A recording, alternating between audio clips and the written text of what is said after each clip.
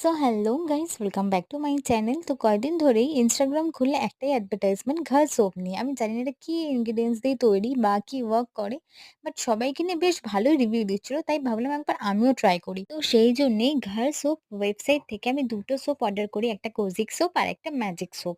Packaging wise তো এটা বেশ ভালো ছিল। এবার ইউজের ক্ষেত্রে আসে, আমি ইউজ করে দেন তোমাদের সাথে রিভিউ শেয়ার করছি। আর আমার রিভিউ ডেফিনেটলি অ্যামেজিং, বিকজ আমার তো খুব ভালো লেগেছে। কারণ আমার বডিতে কিছু পার্ট ছিল একটু ব্ল্যাকিশ, লাইক মাই নি এরিয়া, মাই এলবো এরিয়া। তো ওখান থেকেও ট্যান রিমুভ হচ্ছে, একটু হোয়াইটার হচ্ছে। তো আই এম ভেরি হ্যাপি।